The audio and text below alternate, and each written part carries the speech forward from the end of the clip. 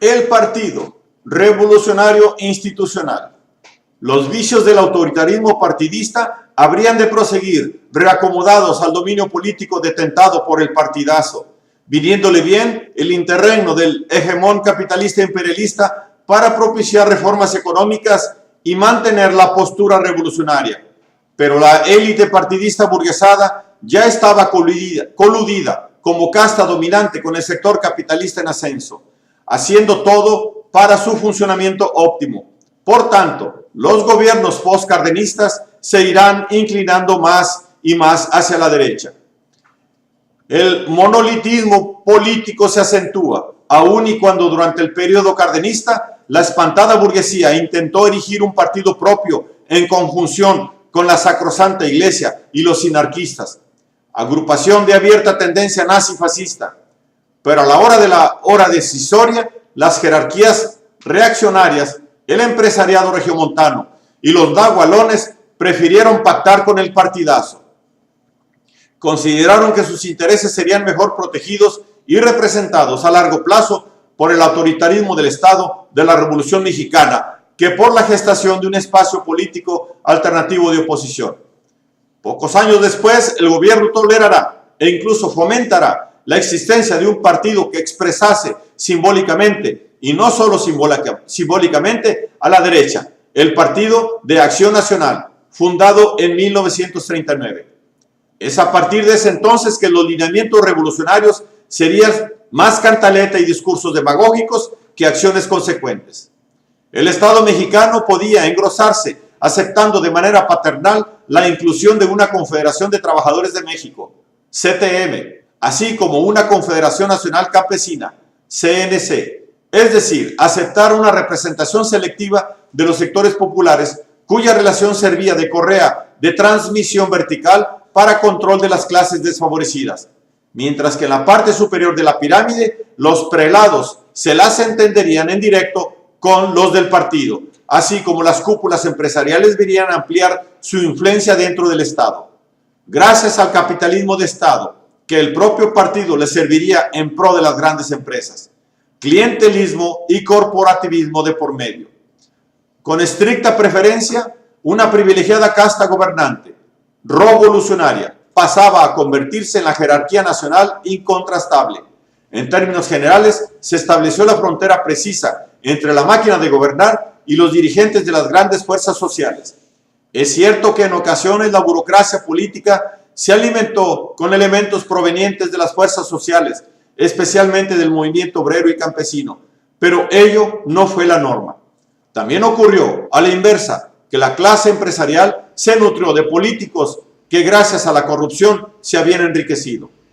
Y un PRI gobierno estructurado en un Estado con instituciones político-económicas que cubrían todos los sectores sociales, optimiza su autorreproducción sistemática al unísono de que va edificando el México moderno de capitalismo subdesarrollado, favoreciendo al empresariado de abolengo regiomontano a la vez de fomentar la nueva burguesía industrial. Lo que debía tener un carácter nacionalista, pero que, subsumida y sobre todo determinada por el hegemón imperialista, no podría dejar de crecer supeditada a las directrices del norte. Y la democracia estará ausente, pero los procesos de mediación, control, política, de raigambre revolucionaria que provienen del pacto originario son suficientemente fuertes para prolongarse cual mediación ya meramente ideológica, para proporcionarle al Estado una base de consenso muy sólida y muy amplia.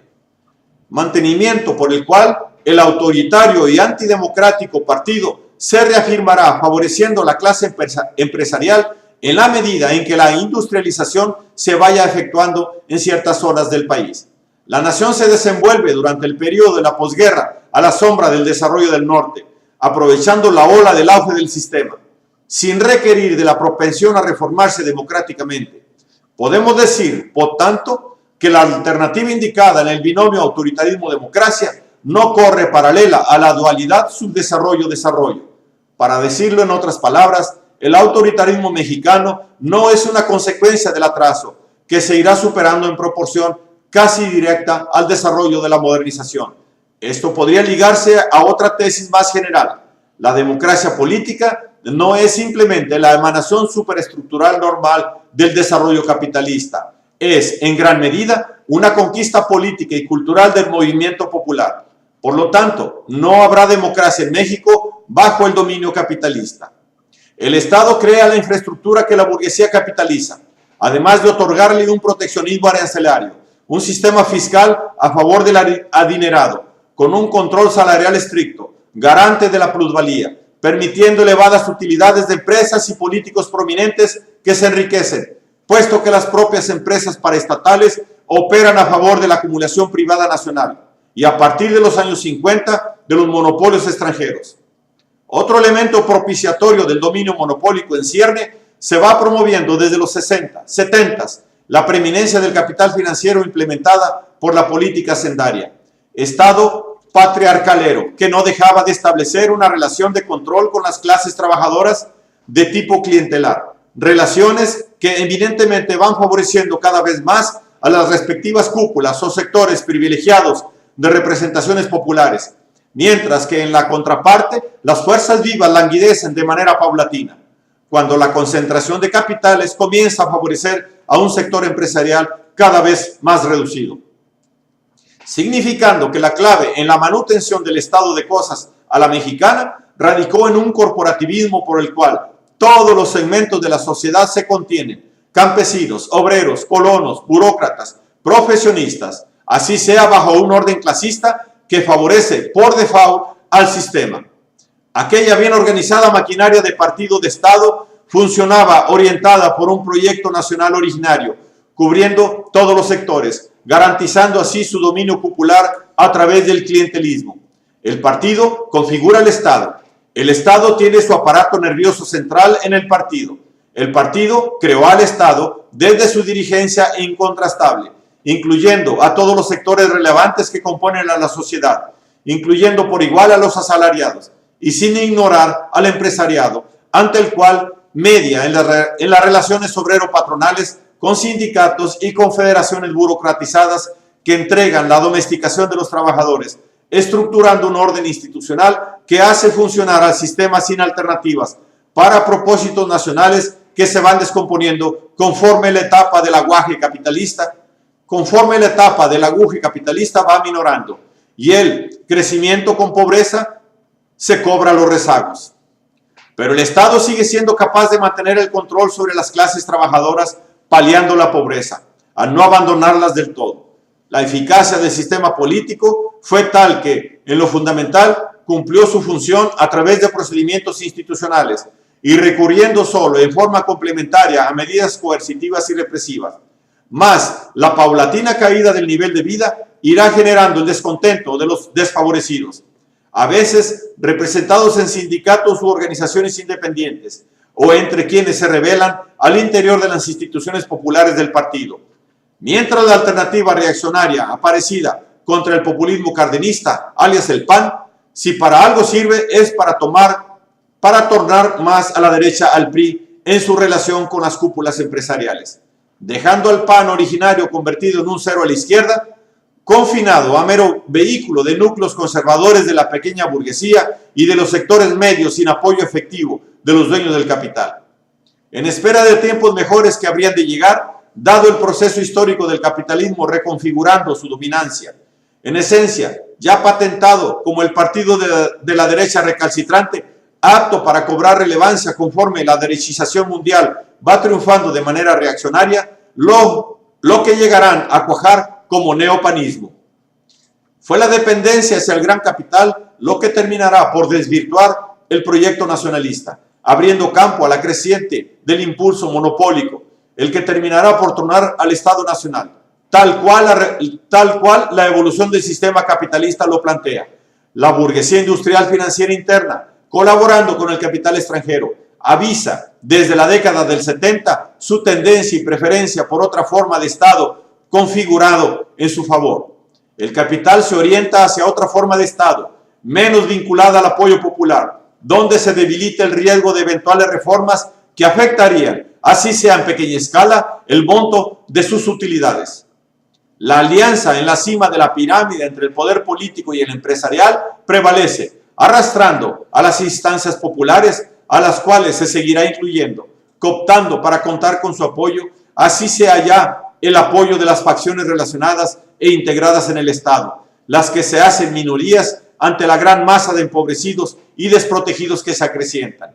Si bien lo positivo de la permanencia del sector campesino, obrero, popular en este PRI aburguesado radica en que se evita que se produzca un contubernio descarado entre el gobierno y las cúpulas capitalistas.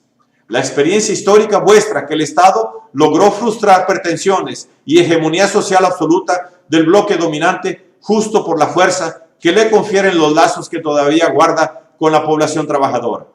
En definitiva, la hegemonía social de ese bloque no se habrá consumado de manera absoluta mientras persistan las ligas del Estado, aunque debilitadas con el movimiento popular que lo originó.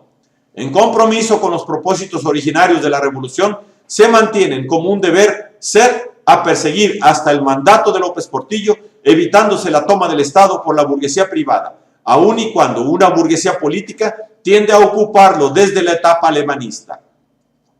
Pero he aquí que hacia el final de la década de los 70 se detecta que el asalto de la burguesía al Estado se está fraguando. La ofensiva ideológica empresarial, cuyo impacto en los sectores medios y pequeños burgueses es innegable, apunta a crear condiciones propicias para la sustitución del sistema político por otro, prescindente del consenso popular.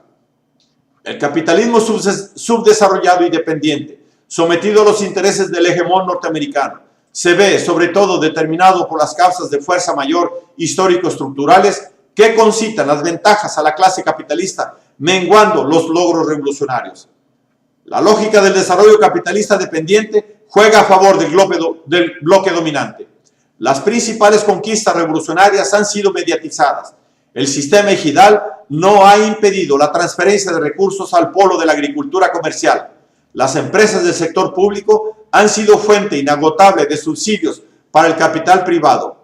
La economía mixta y el equilibrio de los sectores público y privado se han convertido en resorte estimulante de ganancias y privilegios para grupos minoritarios. Lo he dicho, la disminución de la política de Estado nacionalista mengua la acción práctica que se beneficia a las clases bajas. Si a ello se agregan vínculos personales crecientes entre los miembros de la burguesía política, a la vez capitalistas, y los otros dueños del capital, se comprenderá la inclinación del sistema político mexicano a perder sus peculiaridades originales. Tal proceso va mellando la capacidad rectora del Estado en la conducción de la economía, el poder de los monopolios transnacionales en primera instancia y de la burguesía dominada local, ligada a aquel, se acrecienta en relación inversamente proporcional al decrecimiento de la hegemonía emanada de un Estado nacionalista.